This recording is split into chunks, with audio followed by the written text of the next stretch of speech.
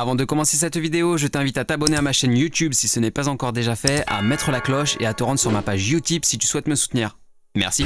Aujourd'hui c'est unboxing et c'est un faux unboxing, comme tu peux le voir le carton est déjà ouvert parce que c'est un produit que j'ai déjà depuis un petit peu plus d'1 an et demi et donc je me sers tous les jours et j'ai dû le renvoyer à cause d'un petit problème technique et donc on m'en a envoyé un en remplacement. Le produit en lui-même, le voilà, c'est ma carte son Focusrite Scarlett 8i6.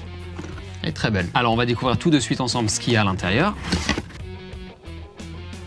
Nous, ce qui va nous intéresser aujourd'hui, c'est la carte son. Voilà à quoi elle ressemble. Donc ça, c'est mon ancienne carte son. Hein. Comme tu peux le voir, elle a pris de l'âge. Hein. Elle est un petit peu dégueulasse, mais c'est pas trop grave. Mon problème se situe ici au niveau du potentiomètre. Il se trouve que chaque fois que je le tournais, j'avais un bruit dans l'enceinte. J'avais comme un grésillement et le son ne sortait plus à gauche, il sortait qu'à droite et je devais tapoter un petit peu sur le potard pour que le son revienne à la normale. Ce que j'aime avec cette carte son, c'est qu'il y a deux sorties casque indépendantes. C'est-à-dire que si tu veux enregistrer un artiste ou une artiste, bah, tu peux lui brancher un casque pour lui ou pour elle et tu peux te brancher un casque pour toi et là tu peux faire les volumes indépendamment. Ça c'est vraiment chouette. Cette carte son a deux entrées en façade qui sont des entrées XLR ou jack TRS et à l'arrière on a 4 entrées jack. On retrouve aussi une entrée MIDI et une entrée SPDIF. La carte son se branche en USB-C, ça c'est chouette. Au niveau des sorties, il y en a 6. Ici il y en a 4 en jack, une en MIDI et une en SPDIF. Tu l'auras donc compris, 8i6, c'est pour 8 entrées, 6 sorties. À l'avant, on retrouve ici un petit bouton pour activer l'alimentation fantôme. L'alimentation fantôme, j'ai fait une vidéo sur ça, elle est là dans le i. Dans le package, on retrouve aussi une prise de secteur pour alimenter ta carte son et